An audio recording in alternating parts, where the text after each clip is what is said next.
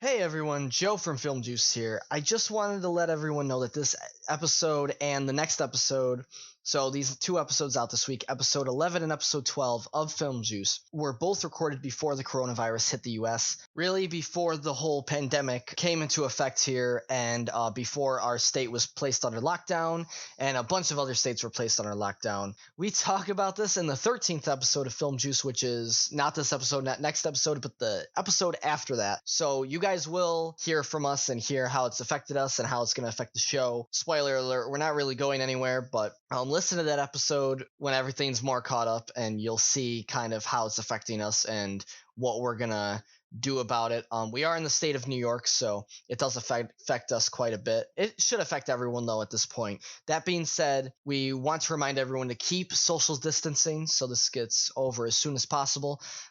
Stay healthy, stay indoors, stay safe, and we'll keep making Film Juice for everyone as long as people keep listening. Hopefully we'll be able to provide you guys some entertainment while you guys are in quarantine. So stay safe, stay healthy out there, and hope you guys enjoy listening to these episodes of Film Juice before the apocalypse started.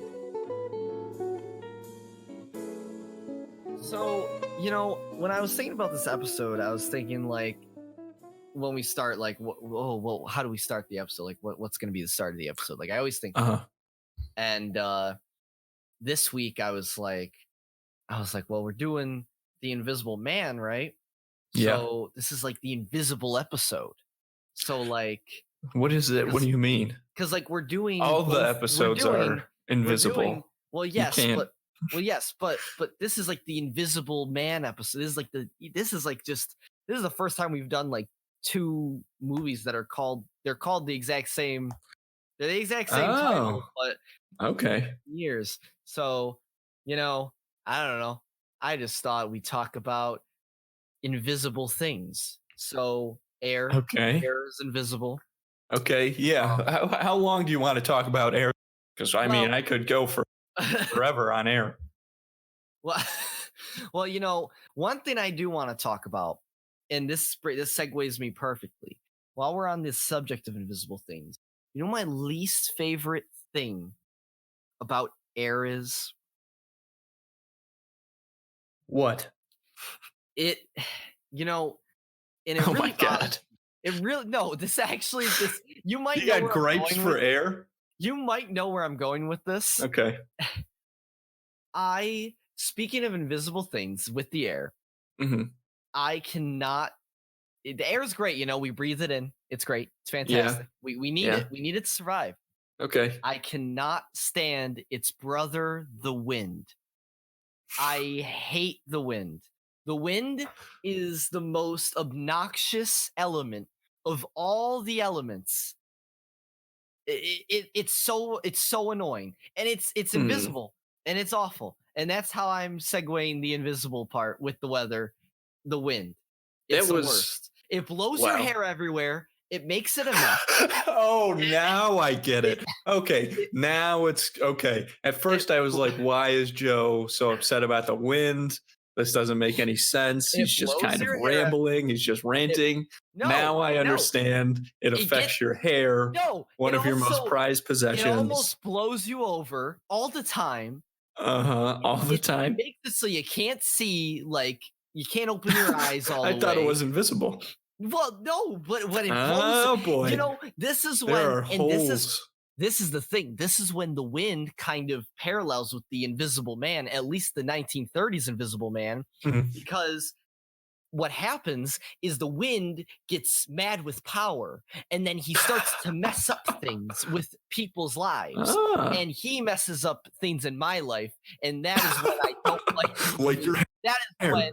Yeah, and my eyes, and it just, it's so frustrating. It's so frustrating. I don't like it.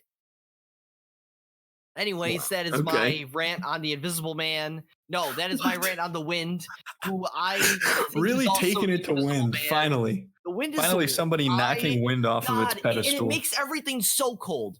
It makes everything so much colder. It is so awful. It's just. What about a warm breeze? There's no such thing. Yes, there is. No, it's a myth.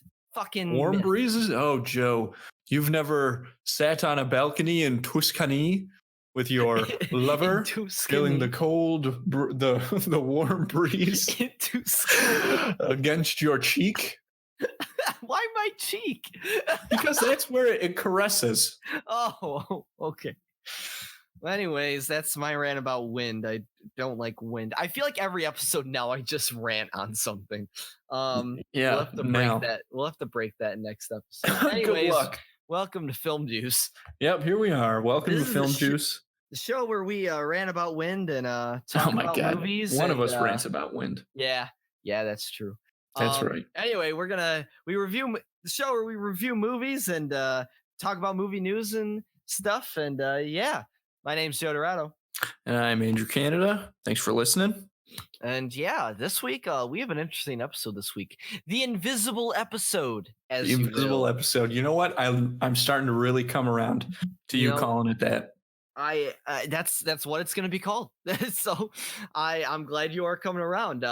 It's an interesting episode. The first time we're reviewing two movies that are titled the same thing but from different years. Right. I mean, I don't think that's a big deal. It's probably not a big deal, but I think it's cool. Yeah, no, it is cool. But yeah, so this week we are talking about the Invisible Man movies, the one that just came out with Elizabeth Moss, and the one that came out in 1933. Yep. And that's with Claude Rains. Yep. And yeah, and we're gonna talk. That's gonna be the throwback of the week, and we're gonna talk about those two movies. And I'm actually excited for this week. It's gonna be like I always say that. Like I'm actually excited. Like I'm not excited.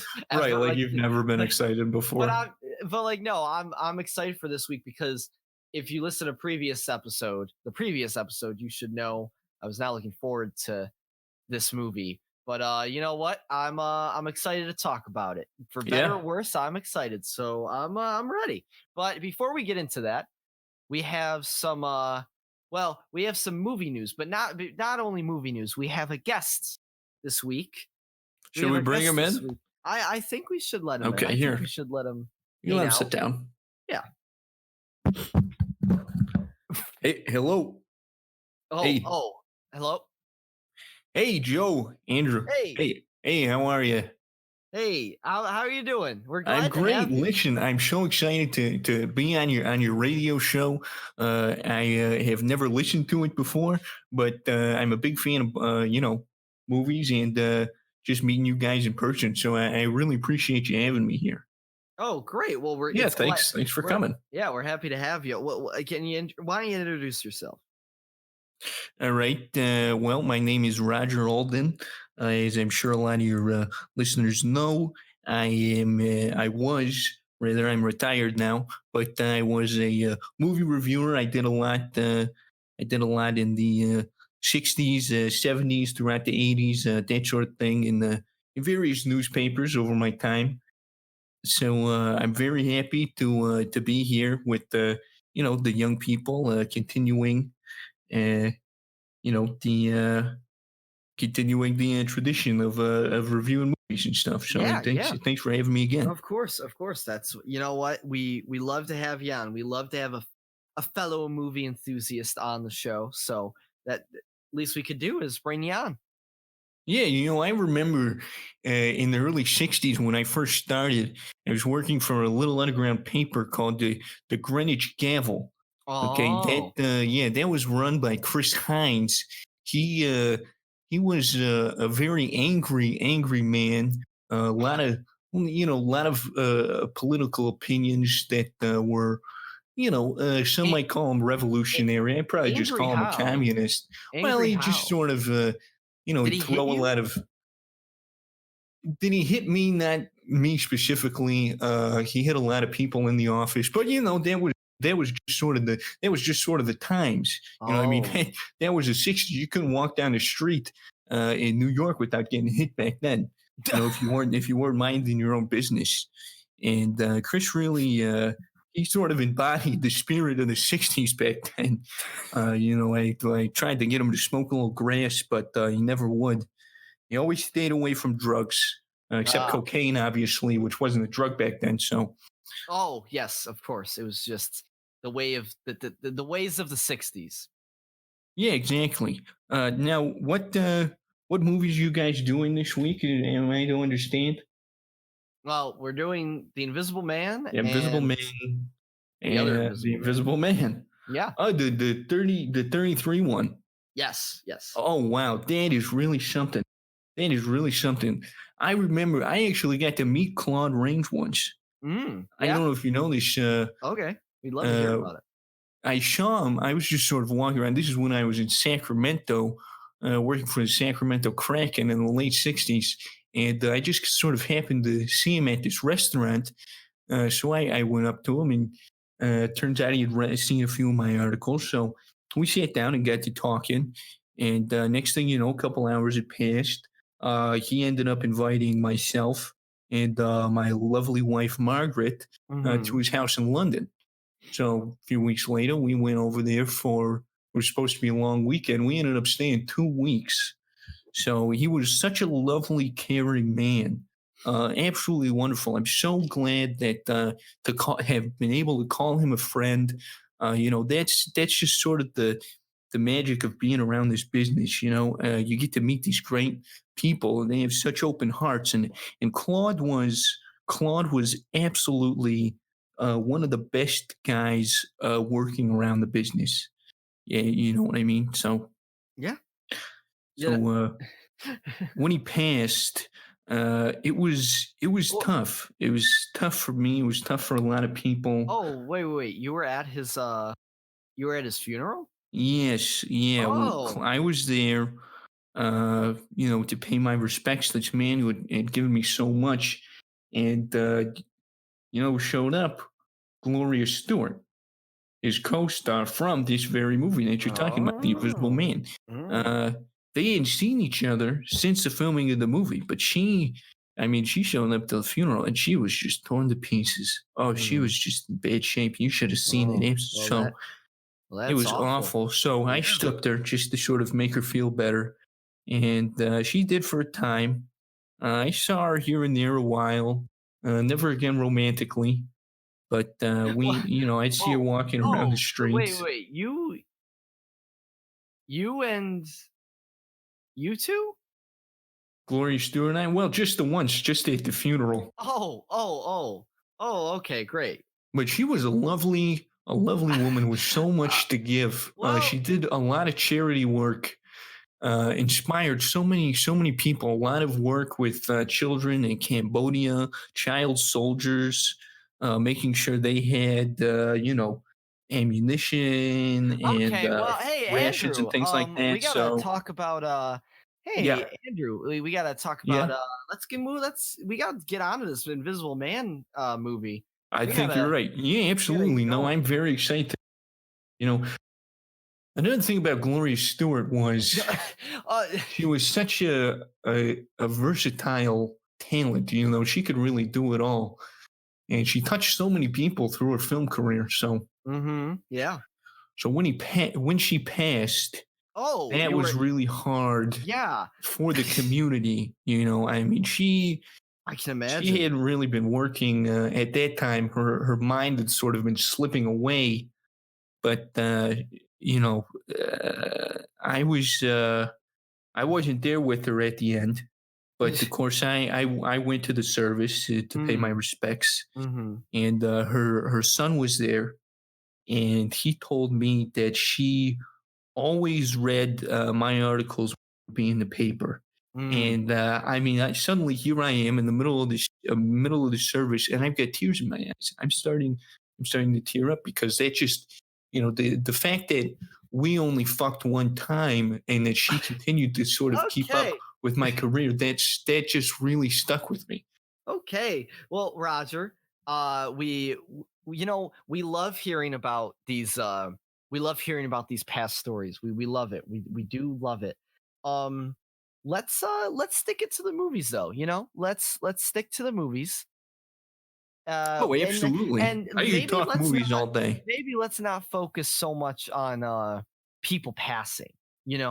Let's just stick to the movies. Oh, of course, absolutely. I mean, I know you guys are talking about these two today. So Mm-hmm. many, you know, I just have to tell you, I'm so glad that this is the format that you guys are doing. I absolutely love the radio. I mean, that's what I grew up on. You too young to remember this, both of you guys, but before television, all we had was the radio growing up. So I used to sit there for hours. I listened to Fred Allen, Jack Benny. I mean, this is the stuff that I grew up on. You know what I mean? So Yeah. it's really, No. really great to see. No. Yeah. Fred Allen, Yeah. so Well, we gotta. right before Oh, okay. I sort of moved on to sort of the biggest stage of my career when I was writing, bit in California, I saw Fred Allen outside of a drugstore. He was buying See, Roger, Tylenol. Roger, we gotta move on. We gotta move on. Oh, I completely understand. This is a Okay. very quick Fred Allen story. You're Yeah, absolutely so Okay. nice. So Okay. One more story. he's got a bottle of sleeping pills, and he pulls out a flask. He starts kind of doubling down, and he drops a couple of his pills. So I had recognized him. I saw his picture in a magazine one time because the radio, you don't see anybody. So I went up to him and I said, Mr. Allen, you dropped some of your pills. I gave him back, and he was slurring a little bit, but I could make out what he said, that he was very grateful. Jesus. So he asked me if I wanted to go around the corner with him and sit at this bar, the Prickly Pear. So we're in there for about 3 hours. We end up closing the place down, me and Fred Allen. So he sort of gives me his phone number, and we went our separate ways. But I called him a few times, here and there through the remainder of his life. And he was such a lovely man. I remember one time there was a knock at my door, and I go, and there was this delivery man, and he had a small package, and inside was a Rolex. I shit you not, a gold Rolex. I mean, I grew up poor, so I barely ever owned a watch before, let alone, such a Rolex, a coveted watch. Wow. So I and it had a little engraving on it, and it said, "Forever yours, Fred Allen." He was absolutely the best guy. I'll tell you what. Wow. So when he passed, it was difficult for the community, but it was a beautiful service. Roger, it's great to have you here. It's great to have you on. We're gonna get on to these movies now, and we'll bring you back later. Okay? That would be, you know what? Absolutely. I better get running in. I got a funeral to go to. I don't want to get. Unfortunately, I've got to head over there. So I appreciate you guys having me on the show. Yep. And be able to talk to you soon, hopefully. Great. We'd love to have you back. Yep. Thanks a lot. That was Roger Alden, famous movie critic from back in the day. What a guy. It's nice to just have people on as guests. Yeah. I think he appreciated being on. I think he appreciated it. Maybe went a little off topic, but it's fine. We're back on.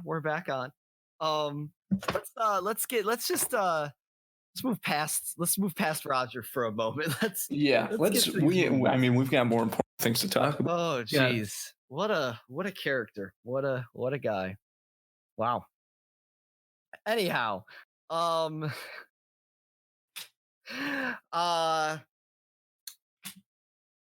on one moment. You Andrew, why don't you introduce the next movie? Okay, great. So the first movie that we're going to talk about is The Invisible. He said that wherever I went, he would find me, walk right up to me, and I wouldn't be able to see him. Adrian is dead. He's not dead. He has figured out a way to be invisible. With Elizabeth Moss, written, directed by Leigh Whannell, which I'm probably saying incorrectly again. But this is a little different. It's still obviously based on the book by H.G. Wells, but it doesn't follow the same storyline of the novel. This, I don't want to spoil anything. Obviously, we're talking about it. So I'm back. Yes. So in this version, Elizabeth Moss plays this character Cecilia. She is she's in this abusive relationship. Yeah. And so the movie opens with her escaping, essentially, and it really is basically a prison break.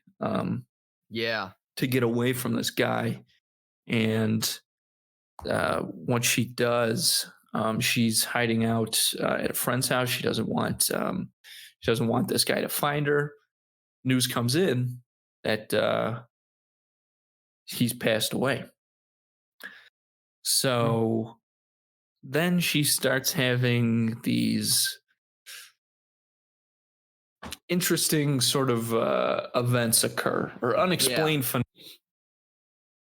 And she slowly realizes that her ex is in fact alive and has somehow found a way to become invisible and is stalking her and trying to ruin her life. Oh, yeah. And I would say that basically sums it up, especially spoiling anything that yeah, we don't want to, because that's all the trailer showed. We shouldn't like do anything else, I'd say. But yeah, no, I think that was good. No, it was crazy. Before this movie came out, I mean, we talked about it on the show. Like, we've had like a little bit of a lull for movies. Like, I feel like February really did switch places with January this year. But movie wise, and it was just, I wasn't looking forward to this movie. I'll be completely honest. I really was not. Yeah, I wouldn't say that I was looking to it, but I was. I thought that it wasn't going to be. It didn't look like it was going to be anything special. Yes, and I knew it was going to be either really bad. But I knew it was either going to be bad or good. I knew it wasn't just going to be okay. I knew I was either going to really dislike this movie, or I was going to be like I knew it wasn't going to be just like a meh movie. Like, it was going to be one or the other. And I had no expectations going into this movie. Like, really, no high expectations. And after coming out of this movie, I was pleasantly surprised. Yeah, I think just about everybody was. This movie is actually really well done. Oh, it's very, very well. All the technical aspects are excellent. Although I do have one kind of gripe, to borrow your word, Joe. Yeah. That might fall under that category, but I'll talk about that in a little bit. Go ahead. Yeah, I have a gripe as well. I like this movie. This movie is by no means perfect. It is a very pleasant surprise from what I expected. Because with Blumhouse's track record, that's the thing. I mean, we've talked about that before, back when we had the TV show. I think really is that they were kind of like, either their movies were either kind of crazy bad or crazy good. Yeah, really though, it's weird. It's weird their track record can just be off the walls. I just don't. Just sort of the inconsistency of it. I really think Blumhouse. I really think like they'll just throw money at whatever like sounds kind of cool, and they don't really I don't think they really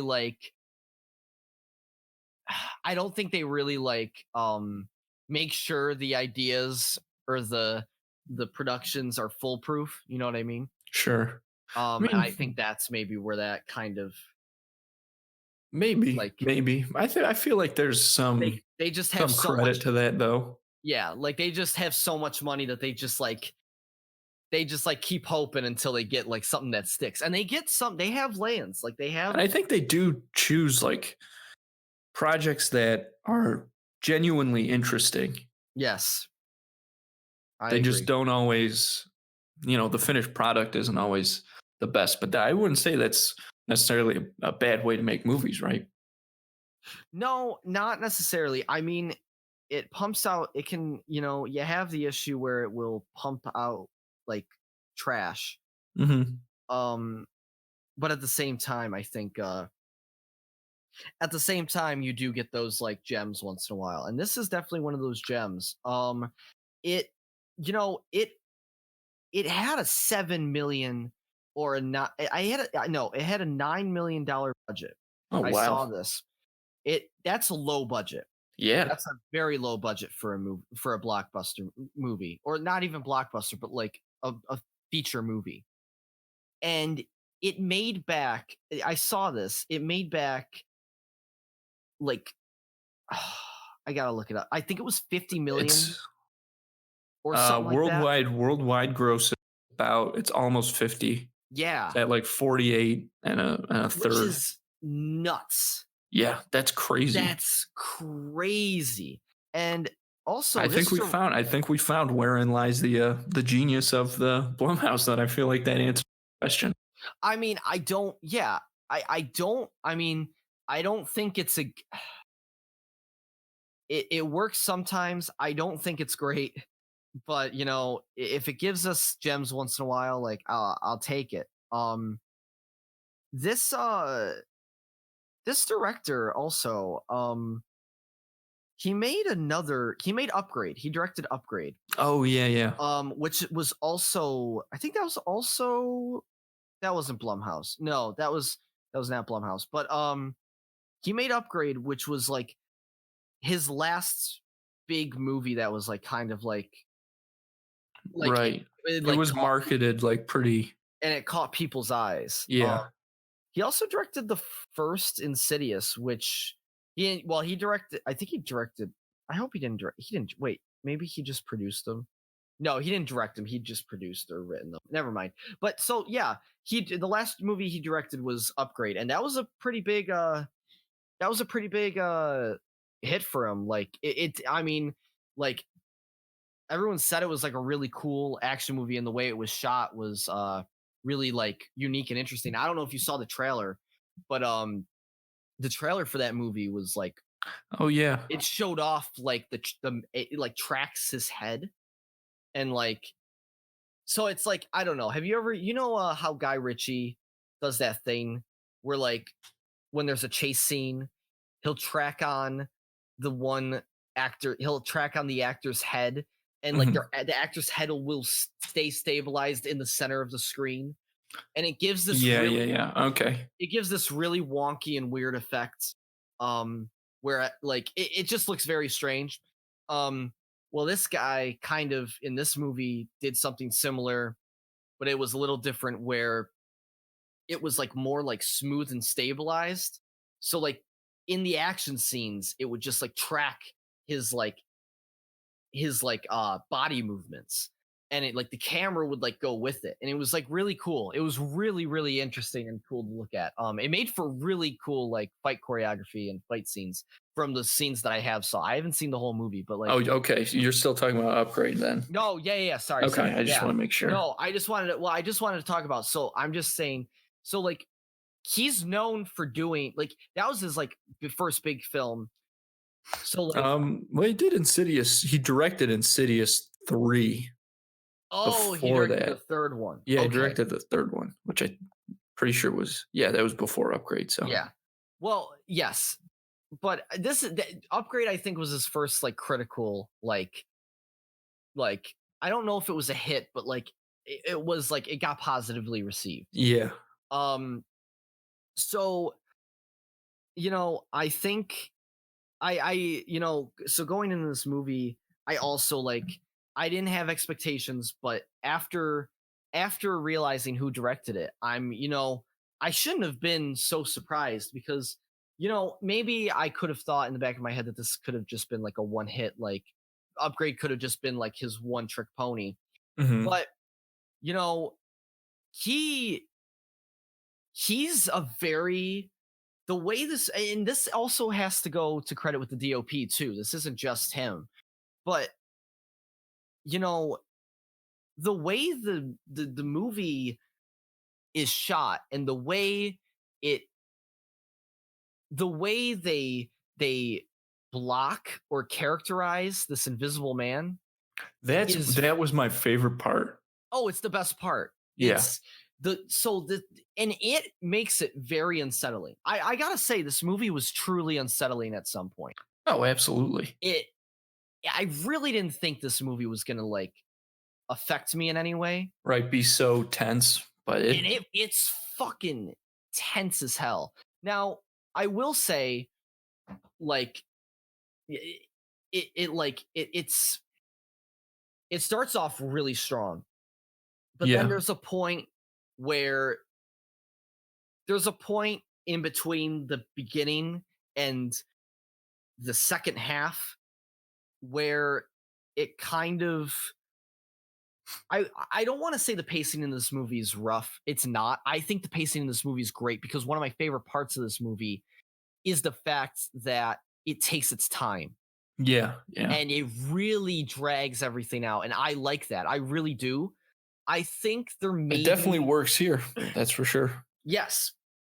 I think the main thing with me, though, is even though I appreciated that and I like that, I think, and that's not the pacing's, this isn't the pacing's fault, but I think there maybe still could have been shaved off, like, maybe like a scene or like maybe just like, I just feel like there's stuff that was filler in the middle there where like nothing crazy, nothing like really big was happening. Mm-hmm. And not so that it was the pacing's fault, because I think the pacing in this movie is great. I love how slow it is. Yeah. And I don't think that detracts from the movie, but there was just some scenes where I was like kind of wanting it to like just kind of, get back to get moving. Yeah, like get back to where we were. Like get back to the tension. Because there were some scenes where there weren't, it was just, I just think it held on some of these scenes where we didn't really focus on the conflict. Like there was the whole period in the middle where we weren't really focusing on the conflict that much. Mm-hmm. And I think that maybe lasted a little too long, in my opinion. Because I don't know, it was kind of dragging for me at those parts. Like I was just kind of like waiting for the next thing. I don't know. That's just my opinion. I just felt like it was, and I don't know if it was a pacing thing. I don't think it was, because like I loved the pacing. No, I don't think that it was, but I think I understand. Maybe what you're saying, but maybe I don't know. I think in those moments, I don't know. There was a lot of subtle things. Once Elizabeth Moss's character was starting to realize what was going on, there was a lot of real subtle stuff that I liked. That supposedly her boyfriend was doing. Yeah, and I liked that. I just didn't like there was just, I don't know how to explain it. There was just some scenes in this movie, without spoiling anything, there's just and it was before he even comes back into the picture. It was just some scenes where I just think because there's parts where we're very tense and it's very tense, and then all of a sudden we get like a break, which is fine. I think the breaks were a little too long. I guess that's the best way I can put it.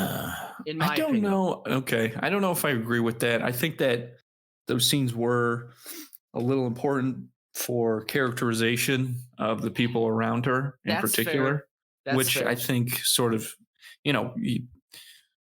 with the climax and various things that lead up to it, you wouldn't have cared as much about some things that that happen.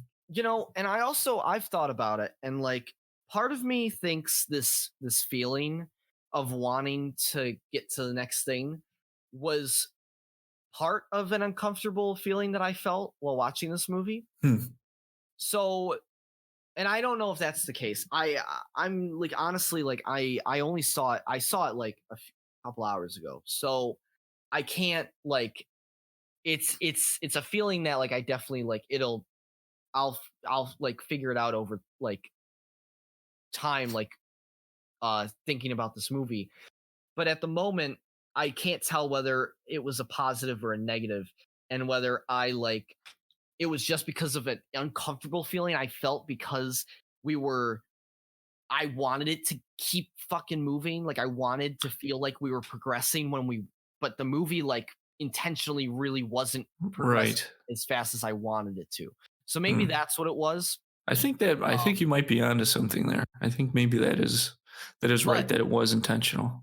But I did either way, that gripe, whether that's a pro or a con, I didn't, that part didn't really, that wasn't a big thing with me in this movie. But I did want to bring that up because I thought it was really like, it was a weird feeling. It was weird to feel that in a movie. I don't know.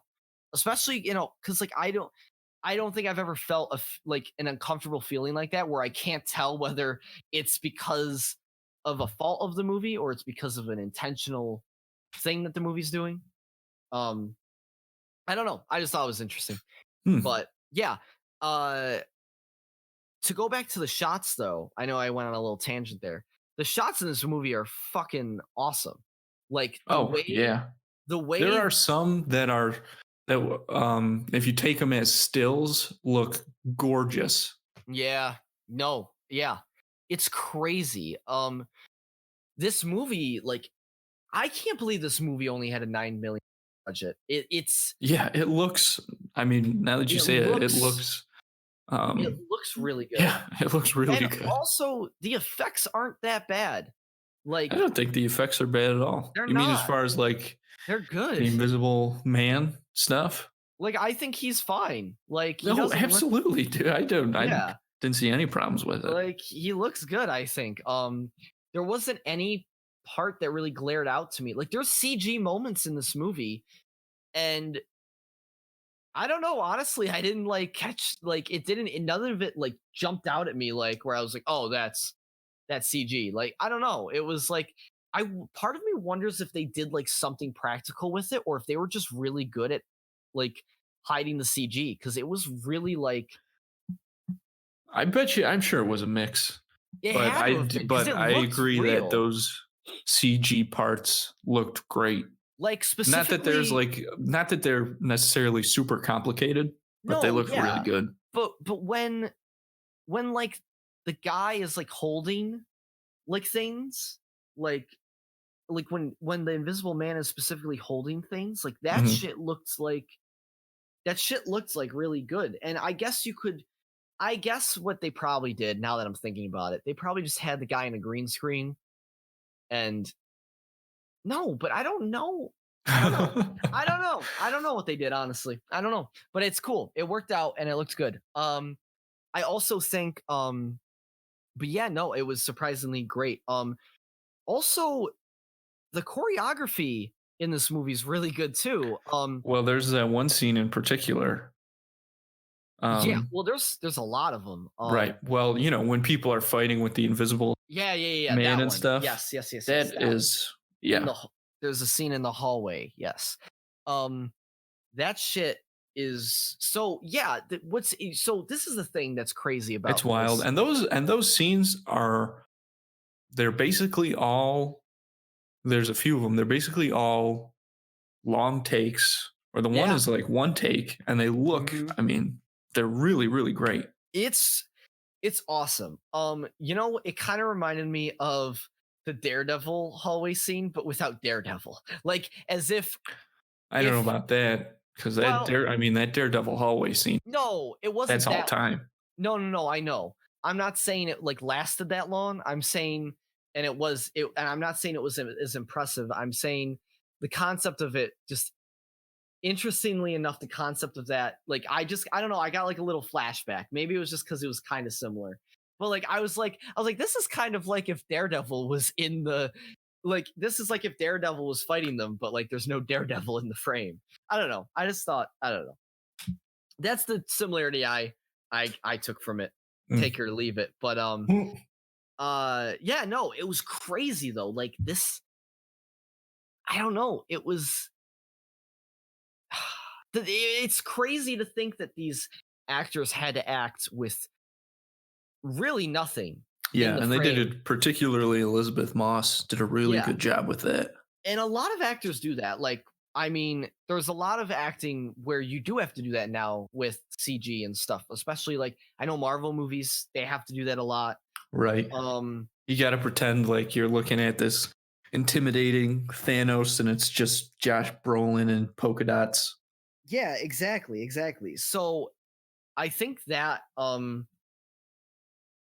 I think there's like it's been done a lot in the recent years, but like in this movie in particular, like it's a lot of the movie, and it's crazy because when you're dude, when I was watching this movie, I don't know if you do this, but I was constantly like looking, like, because the reason why the framing in this movie and the shots in this movie are so amazing is because they frame everything in a way where there could be someone else in the room. Right, exactly. So you're constantly, that's what you have to do for this. It's the best part. You're constantly looking for this man, and it's like I Spy almost. Yeah. And it's like, or Where's Waldo? And it's like, it's crazy. Like, and it's fucking terrifying sometimes. Like in some scenes, it is very, very terrifying. Yeah, absolutely. Like, it's wild. It's really wild. I want to hear it, but like, and then there's these moving shots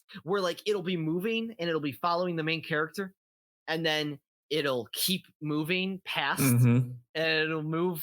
It's like it's following the invisible person. Yeah, exactly. Just a lot of that sort of and inferring that, or implying that. Yeah, and there's this shot in particular, and you don't even know. You don't really know if he is or not. I know. And then there's a shot in particular that's fucking, it was my favorite, where she was like in this bedroom, like, I don't know, she was just in this bedroom, like doing, like looking through stuff or whatever. And then the camera like slowly pans like through the wall, and it showed like the other room, and it was just an empty hallway. And you literally couldn't see. Was it? Well, yeah, you couldn't see. You couldn't see, and like there was no movement. There was nothing that made it hint at all that there was something in there, other than like the idea where you're like, right, he's probably there. It's sort of like the visual representation when you feel like somebody's watching you. Yeah, it was awesome, and the fact that it made you, it was really good. It was really well done, and I this movie could have been done really terribly, but it was. I think that aspect was done really well. There weren't too many jump scares. And they actually did the jump scares, I think, like super well in that regard. That's one of the things that there were. I mean, like you said, there weren't a lot. There was really just one that it felt a little. It didn't necessarily feel jump scary to me, but the way it sort of played out, I feel like that is what it was intended to be. And I talk about it because it was in the trailer when she throws the paint on him and then she can see his outline. So the issue that I had with that moment was one of the things that I really enjoyed about this movie was, obviously we've talked a lot about the tension, and I think a big part of that was there's a lot of silence used in those sequences. Yeah, it was so good. So when that happens, when she throws the paint on him, there's this sound cue that, I mean, it makes sense. Like they do it all the time. It just kind of like pops out at you and that adds to the scare or whatever. But it hit so harshly. It was like this crazy, like I guess like almost Michael Bay, like Transformers, like womp sound, but it was like a little more mechanical. Yeah. And it hit so hard and so loud that it took me right out of that moment. And I was so upset. That's and that's actually it kind of did that for the other sequences that were like that, just because I was remembering that moment, not necessarily that those ones were done, in my opinion, as poorly, just in that sound element. But I agree. See, the main thing with me with the jumps, the reason why I like them is because, see, jump scares, and we've talked about this on the TV show. I don't know if we really talked about it too much on the podcast, but jump scares aren't inherently bad. You can jump scares have a negative connotation to them because we have they have been overused and we have seen them be done terribly for so long. But there was one movie in particular. Do you remember what the heck it was? It might have been Pet Sematary. When the jump scares were like really done well. Yeah, Pet Sematary was terrifying. We literally screamed. You screamed in the theater. I did. I screamed twice during that movie. I screamed out. Screamed in a movie before. Sorry about that. My microphone fell. Okay. No. Yeah, that was. So it can be done well. It can be done well. Yes. So.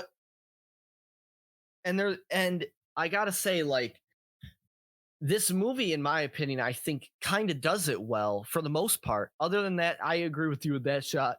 That shot, it didn't bother me as much as it bothered you. Like I was it was jarring for me.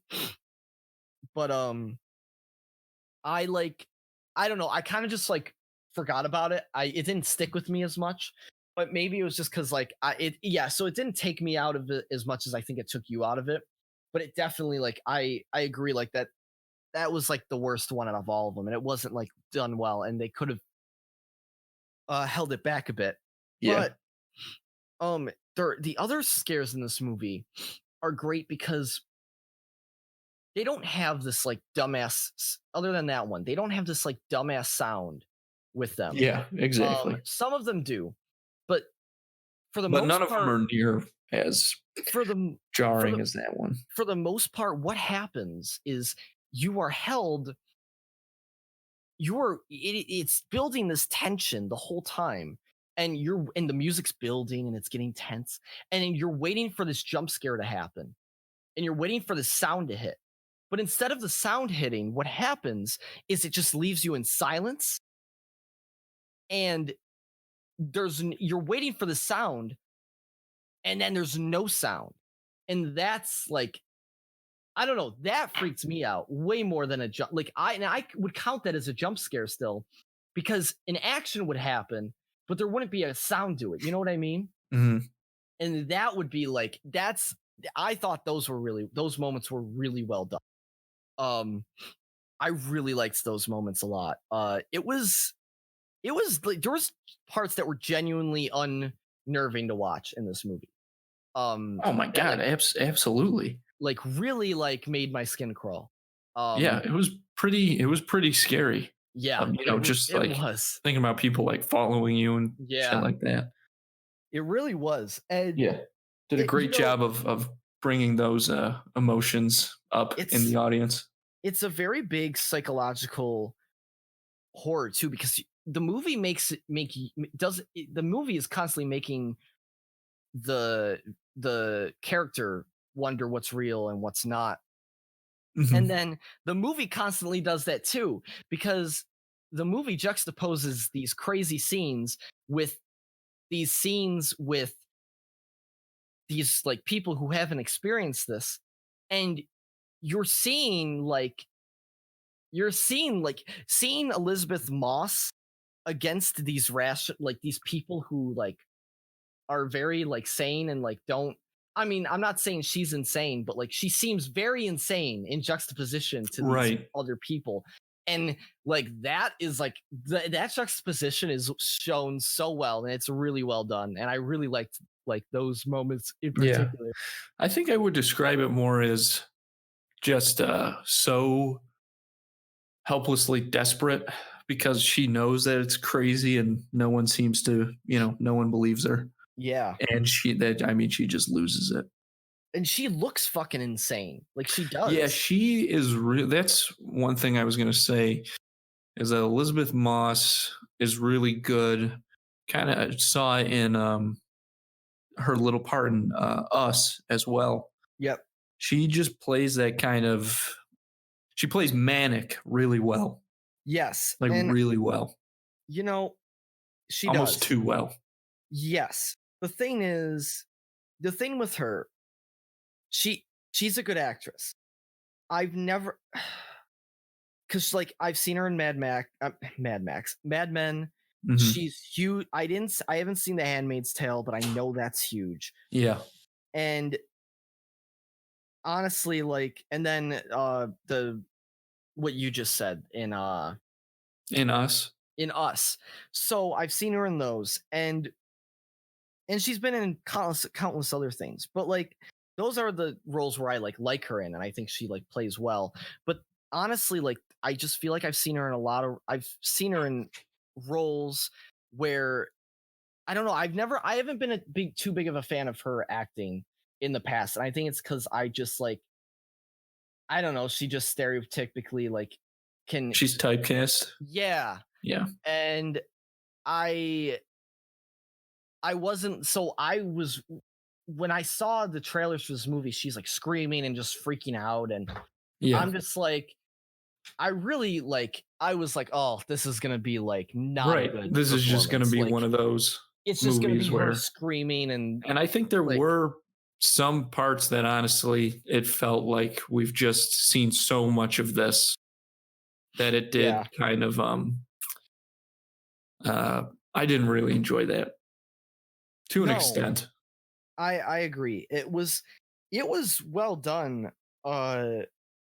It was well done though for the most part. Like it was. Oh yeah, really, absolutely, for the most part, sure. Like I thought she did pretty good. Like she was a good actress. Like she carried the movie basically. Oh yeah, she was great. All the supporting characters I thought were great. The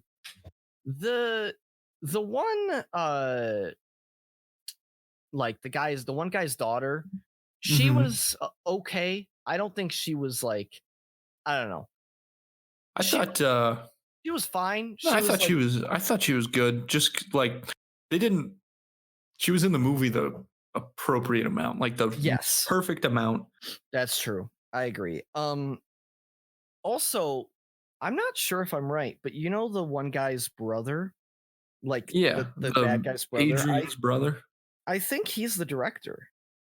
No, the guy who played Tom, right? The guy who played the brother, yeah. Yeah, no, that guy's name is Michael Dorman. Oh, it low-key looks like the director.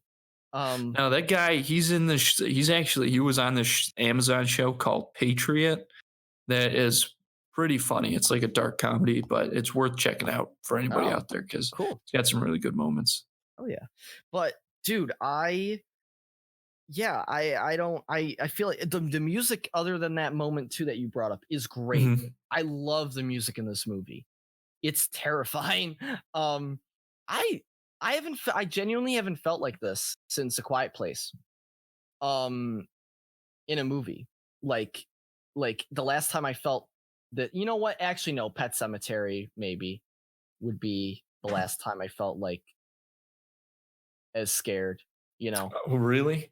Well, this movie didn't come close to Pet Sematary, but no. But like, what, I don't know, like what, I can't think of a horror movie that's come out. Oh, did Us come out after? Us came out after those movies, duh.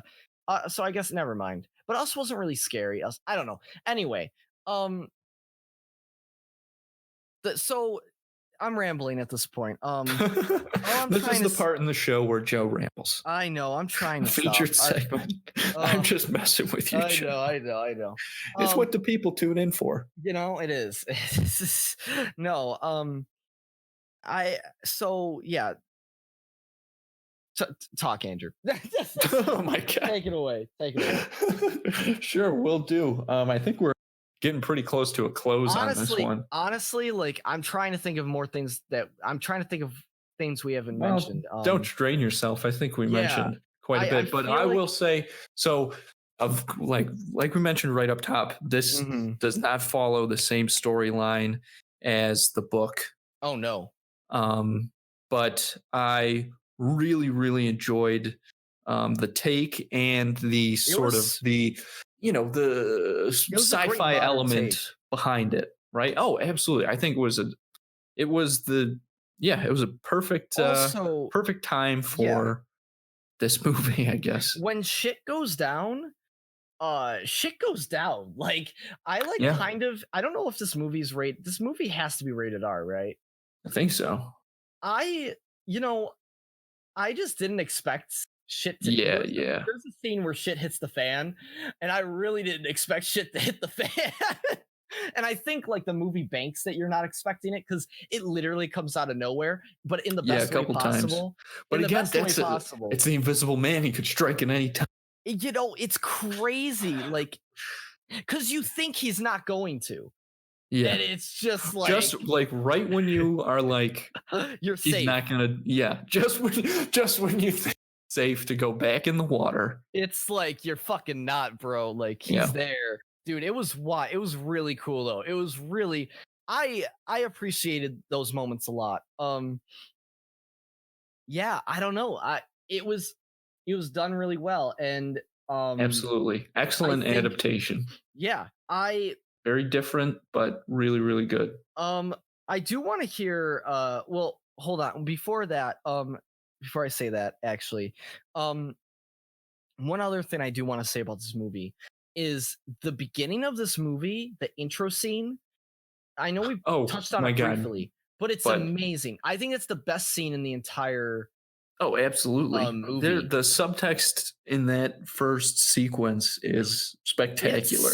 That's the scariest. That was the scariest part of the movie for me, easily. Yeah. That was one of the most tense parts right off the bat. It was crazy, and I gotta say, the way they like set that whole they do so many like subliminal like setups in that movie for later on, like to leave in the audience's mind, like camera movement wise, like down hallways and stuff. And there's also a lot of shots where like the camera goes through walls and into other rooms, but that was done really well.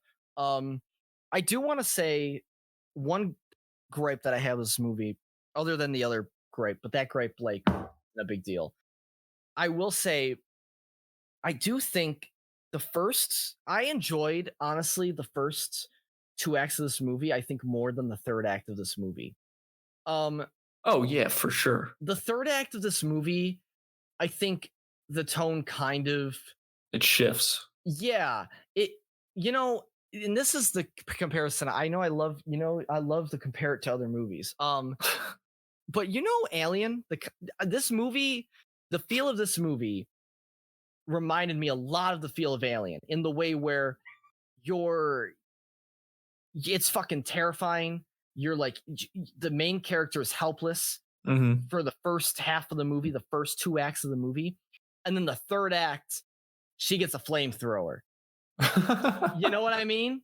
I know exactly what you mean. So this movie kind of did the same thing. But the thing about this movie that was a little different was, I think, I don't know. It wasn't bad. The third act of this movie isn't bad. I don't want to say it's bad. It just, I think I just got to say, and it's the same for Alien. It's the same with that movie. I enjoyed the first 2 acts of that movie more than the third act. Right. So I think that's just how it goes with these movies. And I don't think it's necessarily a bad thing. I think it's different because we're expected to end on the strong note. But not that we didn't end on a strong note. I just think I enjoyed the first 2 acts better. And that still kind of brought it down a bit. I really like things start to really pick up, and there's a few other things that are pretty different from what happens in the rest of the movie. So yeah, I did like the last shot in this movie though. That was a good last shot. I think the way the end sequence happens is a little weird. Mainly in the reaction of another character, not the main character. The main character. Oh my god, I want to talk about that so bad. I don't want to spoil it. Yeah, but we really I have a can't. theory about that. Can we talk about it for like? I just want to talk about this one thing for like, Are you talking about a couple seconds? You're talking about the cop character, right? Yeah. Yeah, that's what I'm talking about too. Okay. I know. Okay. Yeah, let's go for it. I'll talk about this for just a second. Skip ahead a little bit, and we'll probably be ready to go into the next movie then. I imagine. Yeah. So, okay. So here we go. So at the end, he comes up. He realizes what happened. The cop. Yeah. James is the character's name. Mm-hmm. Edis Hodge or whatever. He sees what happened. So he puts together what happened. He sees the suit in her purse. That's the key here. I think that he is not necessarily, well, really, I don't think he's on her side in that moment. I don't think he's just being like a pal and being like, okay, you did it. Like this guy was obviously creepy on you. I think that he is like, well, if I tell anybody, she's going to have to do something about it. And there's nothing I can do to stop her because she's got that suit. So maybe even she intentionally put it so that he could see it. So that I think that's what the deal was. That's actually kind of cool. I like that. Yeah, that makes a lot of sense. That's great. Yeah, I like that. Dope. I think in his head was going. So maybe I did. So then I think that's pretty cool. Yeah, I was like, I think he was thinking to himself in that moment, I've got to protect my daughter and stuff. That's awesome. Yeah, nope, shit. And so he played it cool, but inside he was freaking out. Cool. Sick. Yeah. Well, let's rate this movie. Yeah. How many juice boxes, Joe? It was a good movie. Way better. The best movie we've seen in a while on this show. Well, that it hasn't been a throwback. Mm-hmm. I think I'm gonna have to give it. It wasn't perfect. There was some things I didn't like about it, but it very much surpassed my expectations. I think I'm gonna have to give it. Oh man, I'm between two scores. I think I'm gonna have to give it an 8 out of 10. Wow. Yeah. Okay. That's pretty high, but I get it. I was between a 7.5 and an 8. Yeah. I'm gonna give it 7 juice boxes. That's fair. Yeah. I mean, I think that's an accurate score. That is. This movie looks so good and it creates tension really well. It was so cool. They were just, I thought maybe it just was a little long, and I honestly, there were some moments, not all, but there were just some moments where I just got so tired of seeing Elizabeth Moss go like totally like crazy. Yeah. But aside from that, really good movie. Definitely a lot better than I think a lot of people anticipated just based on the trailers and stuff. But it could. Yeah, I would definitely either give it a 7.5 or an 8. But the 8, I don't know. The shots just were so fucking cool for me. Like I don't know. I was very much blown away by this movie in terms of what I expected. So that was pretty cool. Yeah. Well, how about we talk about the original? Yeah, so 1933. You're crazy to know who I am, aren't you? All right, I'll show you. The wind of madness, you're peering through the keyholes and gaping through the curtains. And now you'll suffer for it. Have you ever seen this movie before we did this, or did you? Yeah, I'd seen it once before, and I read the book a long time ago. Okay, did you? And I really liked it, but I don't remember a ton. Yeah, did you see it once before because it was like critically acclaimed, or like because it was just on? I sought it out. I sought it out. I wanted to watch it because the gosh, what year is that? 1944. The Wolfman with Lon Chaney. Yeah, that I love that movie. That movie is awesome, and that's another one of these Universal monster movies. So I wanted to seek this one out. Yeah. And it's got Claude Rains in it, and he's an excellent actor. You know, Lawrence of Arabia, Casablanca. Yeah, no. He was really good. I was just curious because 1941. I never saw this came movie. out, my correction. Yeah. I never saw this movie, and so this was the first time. And yeah, it was pretty cool. So this is from what I know, this is like way more based off the book, correct? Oh yeah. Like it's the mad scientist, he drinks the potion. Yeah. So so basically this movie it's about this scientist who basically finds a way to turn himself invisible, and he's trying to find a cure for it because he wants to be able to switch back and forth. Right. But the side effect to this experiment concoction is it kind of makes him go insane and mad with power. So throughout the movie, he just gets more and more insane. And like crazier and crazier. And yeah, because I think there is a line about him that he says it like messed with his brain, and then also he comes to the realization that how much power he has being able to be invisible. Yeah. And it was that's basically the movie, and like it's just people are trying to like stop him, and he kind of causes terror across the English countryside. Yeah, like holy shit, he does. From just because he can, which is fucking wild. But yeah, so this movie was great. I love this movie. This movie was really awesome, honestly. Yeah, I love this movie too. I really didn't know what to expect. I thought it was gonna be very, very cheesy, and in some respects, it is very, very cheesy. Yeah, but honestly, it added to its charm, I think. Oh, like, without a doubt. There's this scene where he takes a bike and he rides this bike. Oh my god! And then he picks up the bike and he throws the bike. Oh and my he goes, god! Here, have it back. There's so much. He. Oh my gosh! I mean, first of all, Claude Rains, the perfect guy to play that role. He had to, but what's crazy is like he's voice acting most of the time. Like he's not even like actually acting. I mean, he is. It's real acting. I shouldn't say that. He's not like physically there most of the time. Right, exactly. He's invisible. So like it's kind of like a mix between voice acting and like, so it's just really interesting. But it was so fucking funny.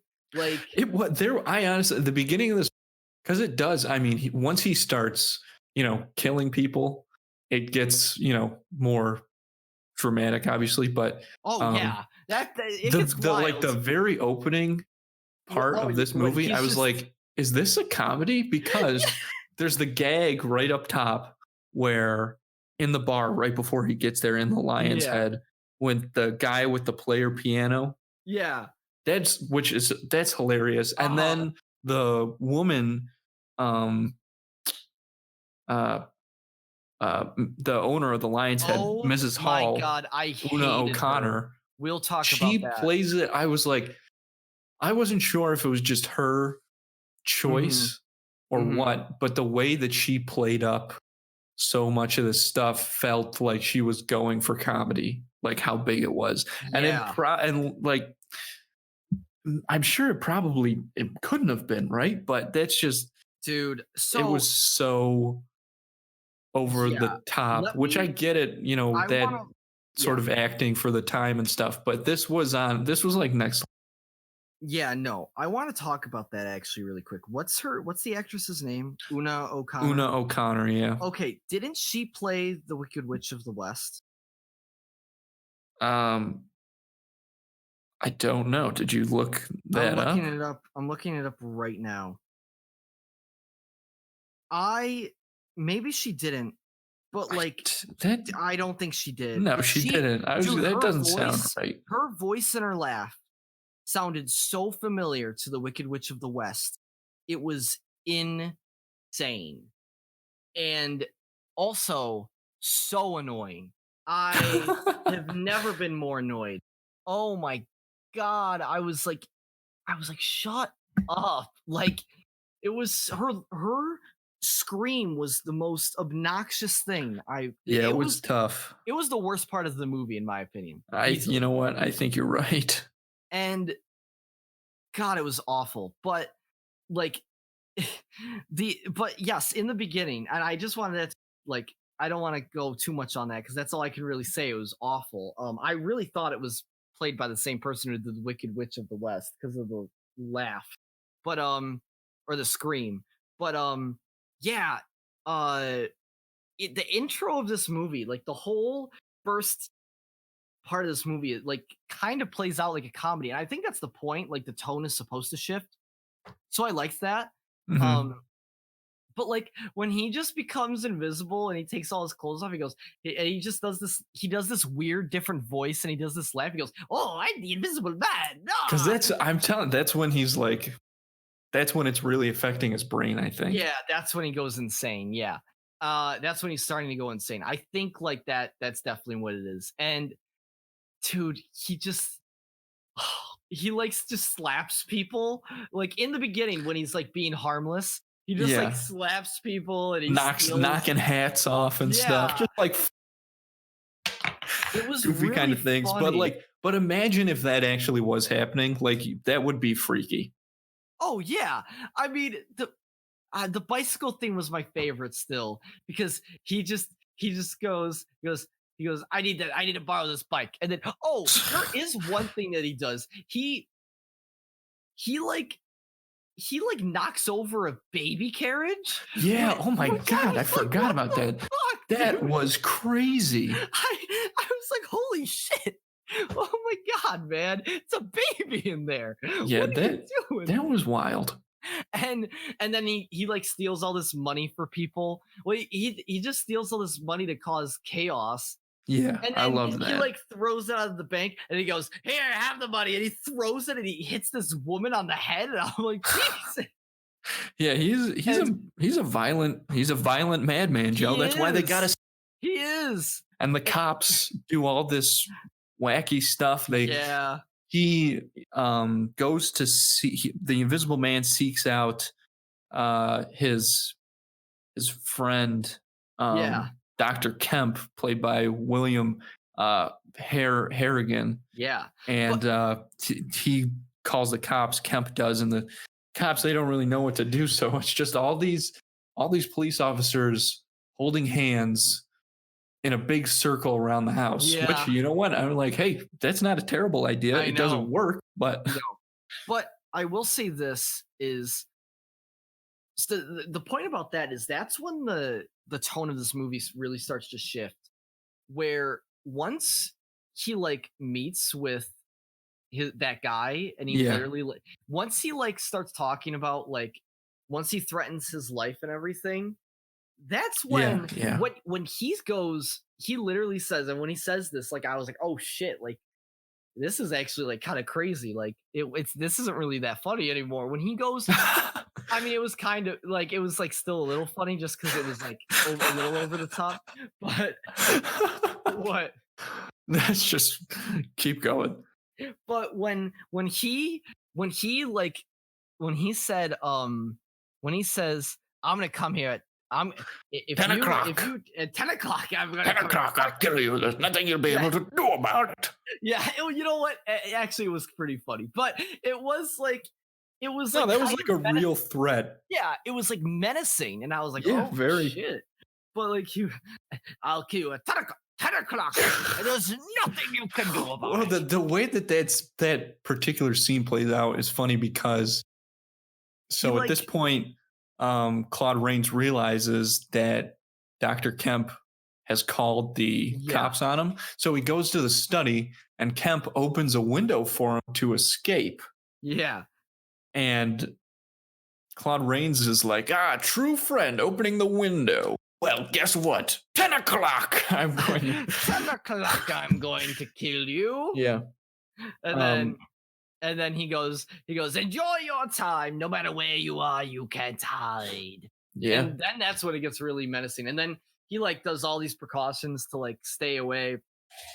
And then, you know, he gets got, and he gets got in a why, like in a pretty over the top way, like damn, like all the way, you know, this movie's very over the top, but it's like it's done well. Like it's not exactly like, too bad. Like you know, one thing that happened, and I was like, holy shit, like this guy is a bad dude, is when like I was like this was like when this happened, I was like, okay, this man has to be killed. He must be stopped. He must be stopped. When he fucking just for shits and giggles derails a train. That was crazy. Why did he do that? I don't know. He just did it for fun, I guess. He was laughing when he did it. That was insane. I was like, dude. I was like, yeah, exactly. I was like, okay, this is a terrible, like he really is a monster. That was a little bit of a crazy jump. I think that was a sort of a weird. That was a little bit of a, like they went from. That was 0 to 60. It really was. Like he went from like stealing people's bikes to killing to crashing a train. That's a wild leap. And then he like stole people's money, and like it was just, I don't know, it was wild. The jump that like it went from that was like probably the worst thing he did in the movie. Yeah, maybe. Other than toppling that baby. Oh, that was bad. That was also bad.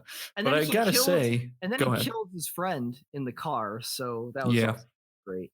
But I gotta say, for one thing that I was not expecting for being from 1933 is there were quite a few dramatic camera movements. Oh, the shots were great. Yeah. I liked the shots a lot in this movie. They added a ton, and I thought they were pretty. Like I said, they were more advanced than I was expecting. Yeah. The character of what's her name? Flora. Yeah, she was played by Gloria Stewart, Roger Alton's good friend. She was well done, but I mean, and I know this was the time, but she was very much one-dimensionally written. Well, that's another thing that I wanted to bring up, because their whole sort of side love story, as far as I can recall, that's not in the book. That's a Hollywood added thing, which again is something they did a lot. They did the same thing in the 1931 Jekyll and Hyde movie. They added this whole love story that's not in the book, which I didn't like at all, because that's a really good book. So this is a good example of just something that Hollywood would very, very often do when adapting materials, is if it didn't have a big, love story in it, they have to throw it in there. Yeah. And that was rough. I don't know. That was like one glaring part that I didn't like, other than the other woman, that like was just Mrs. Hall. Yeah, she was ridiculous. She was a caricature of a person. Yeah, I don't know. Like the shots in this movie were great. There's some moving shots that were really cool. I don't know. Honestly, it was cool. The music is what you'd expect. It was fine. It was good. Certainly. But the effects were really cool. The guy in charge of all the effects, John Fulton. For this movie, like when it came out, I can't believe they pulled it off. Honestly, yeah, like obviously they didn't look perfect, but they looked really good. Like the bike thing, I don't know how they did. I just assumed there were like a lot of like fishing line pulling. There had to have been, dude. The bike, I have no idea. God, the bike scene's so funny. And I'll kill you. But when he's like, in particular, he's like wearing pajamas a lot in this movie, The Invisible Man. And when he isn't wearing any of his bandages. Oh, which I forgot to mention when we were talking about the first original Man. There are quite a few references to to the original in there. Oh, there were.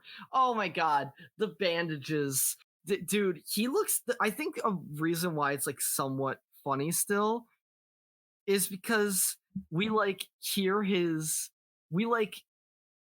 He looks ridiculous. So Yeah, he's well, like, I mean, and he has this vaudevillian like he's like a vaudevillain, so like he like has this like mustache twirling like voice. Yes, I'm going to rule the world, and together it's awesome. we'll stop it all. And it's just really funny, and it's God, it was good. It was good stuff, man. It really was. I gotta find. There was this. I gotta find this fucking scene. I laughed so hard.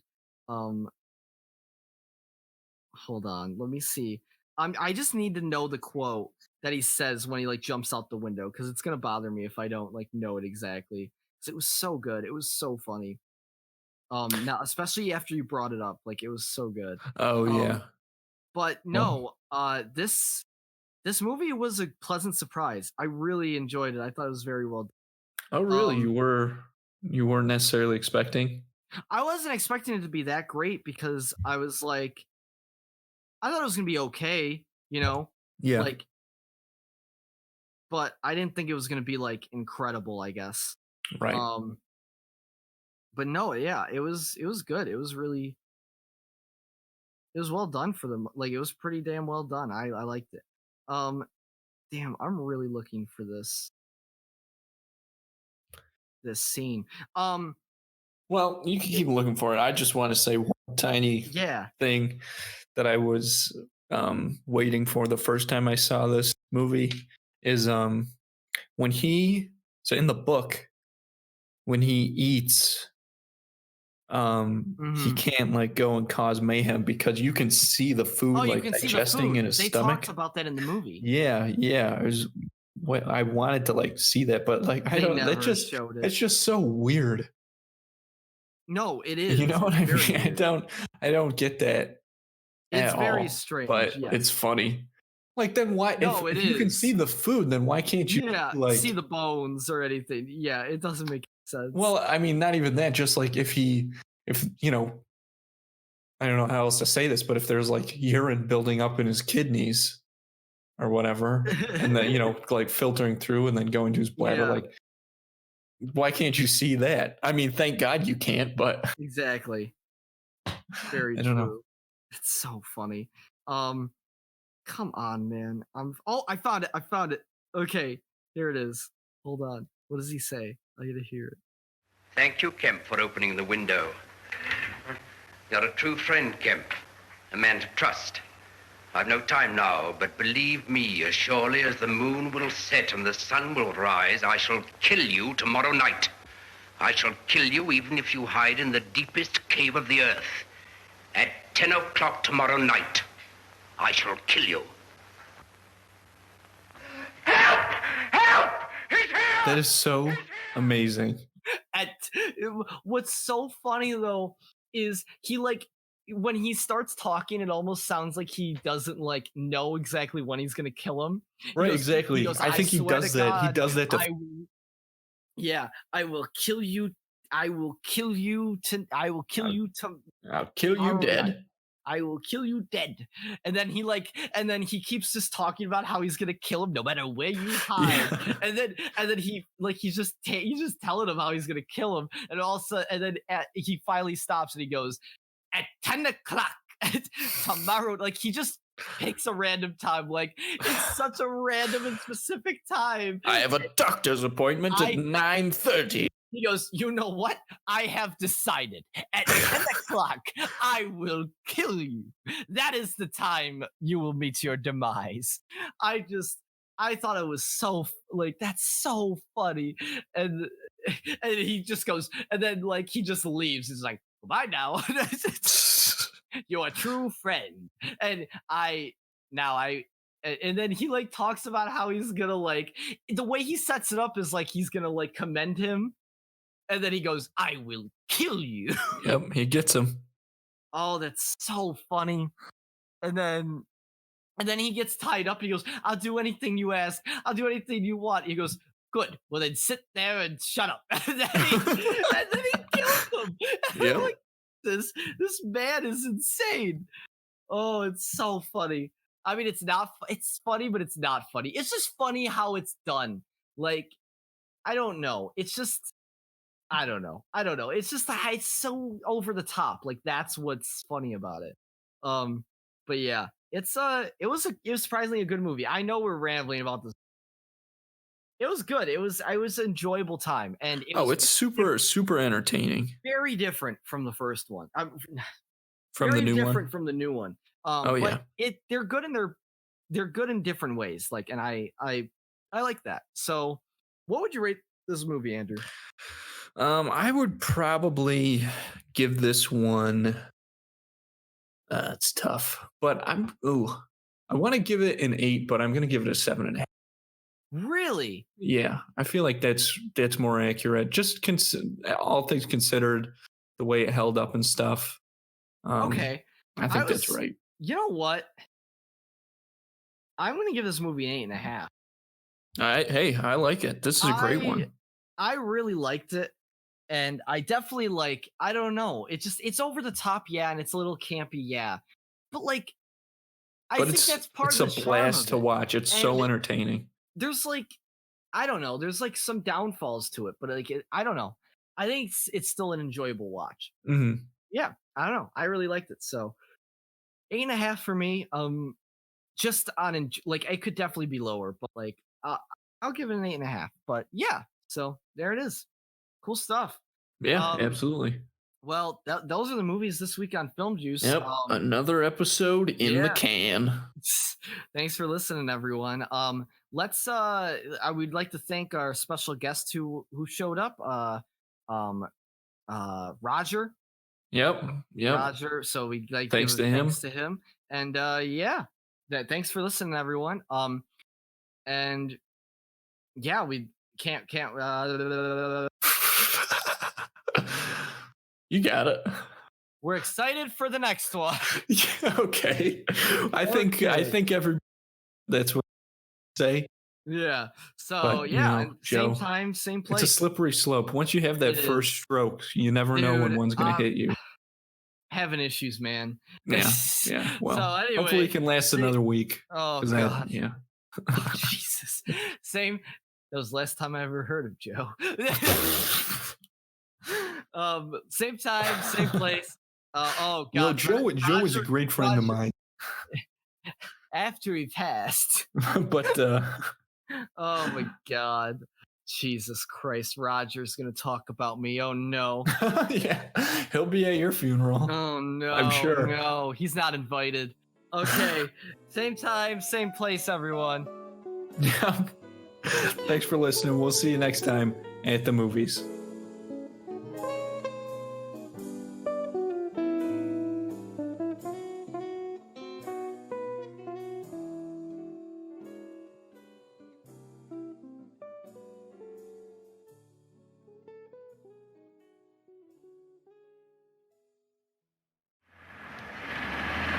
I hope your car's insured, Kemp. I'm afraid there's going to be a nasty accident in a minute. A very nasty accident. Griffin, I'll do anything. Everything you ask me. You will? That's fine. Just sit where you are. I'll get out and take the handbrake off and give you a little shove to help you on. You'll run gently down and through the railings. Then you'll have a big thrill for 100 yards or so till you hit a boulder. Then you'll do a somersault and probably break your arms. Then a grand finish up with a broken neck. Well, goodbye, Kemp. I always said you were a dirty little coward. You're a dirty, sneaking little rat as well. Goodbye.